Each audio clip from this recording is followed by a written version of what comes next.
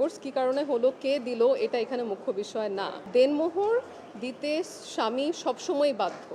Section 10 of the Muslim family laws অর্ডিন্যান্সের আন্ডারে recovery of Dawr payment এই মামলাটা করা হয়ে থাকে। তো আমি সেটাই বলছিলাম যে আমাদের সেকশন 10-এ বলা আছে যে যদি কাবিননামায় কোনো স্পেসিফিক কোনো নিয়ম উল্লেখিত না থাকে যে ডাওয়ার পেমেন্টটা কিভাবে করা হবে, তাহলে ধরে নেওয়া হবে যে পুরো পেমেন্টটা প্রম্পট মানে উসুল হিসেবে ধরে নেওয়া হবে, অথবা যখন চাবে।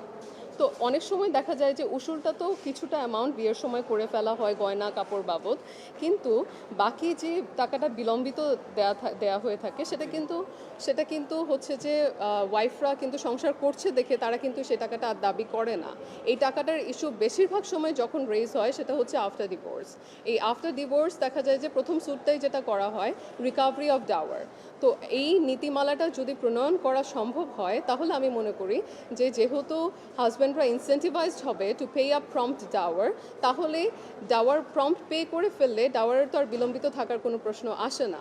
তাহলে মামলার জটটাও অনেক কমে যাবে, কারণ ডাওয়ার রিকভারির মামলার সংখ্যাও অনেক কমে যাবে। এখানে একটা ওয়াইড স্প্রেড একটা মিসকনসেপশন আছে যে স্ত্রী যদি তালাক দেয় অথবা স্ত্রী যদি কোনো কারণে চলে যায়, স্ত্রী যদি সংসার করতে অনিচ্ছুক হয়, তাহলে স্বামী দেনমোহর দিতে বাধ্য না। এটা কিন্তু আইন না। আমাদের আইন হচ্ছে দেনমোহর দিতে স্বামী সবসময় বাধ্য। বিয়ে যখন হলো, বিয়ের সময় অথবা বিয়ের পরে স্বামী দেনমোহরের টাকাটা স্ত্রীকে পরিশোধ করতে সে আইনত বাধ্য। এখন ডিভোর্স কী কারণে হলো, কে দিল, এটা এখানে মুখ্য বিষয় না।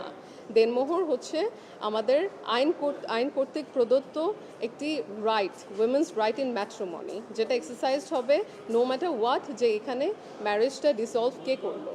এখানে নীতিমালাটা যেটা আমি বলেছি যে প্রম্পট ডাওয়ার যদি হয়ে যায়, প্রম্পট ডাওয়ার হচ্ছে যে আমরা উসুল বলতে যেটা বুঝি, উসুল তো সাথে সাথেই হয়ে গেল, এখানে আর অ্যাডজাস্টমেন্টের কোনো তাৎক্ষণিক পরিশোধ করে ফেললো, এখানে আর অ্যাডজাস্টমেন্টের কোনো বিষয় আসে না।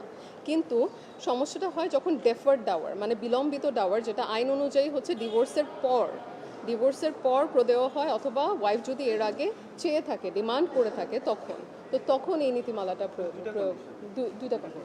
ছেলেরা তো অবশ্যই জানে যে দেনমোহর একটা কন্ডিশন, কিন্তু বিয়ের একটা কন্ডিশন, এটা তাদেরকে মেনেই বিয়ে করতে হবে। এখন যেটা হয় যে উসুল করে ফেললাম, বাকিটা বিলম্বিত দিব, তো এই কারণে দেখা যায় যে ওয়াইফরা তাদের রাইট থেকে ডিপ্রাইভড হচ্ছে, আর হচ্ছে যে ডেফার্ড ডাওয়ারটা নিয়ে হচ্ছে যে অনেক সমস্যা হয় পরবর্তীতে। কারণ এত বছর আগে নির্ধারিত একটা অ্যামাউন্ট, সেটা যদি আপনি 20 বছর 30 বছর পরে দিয়ে এটা সেটেল করে ফেলেন, এটা তো কোনোভাবে জাস্ট হলো না।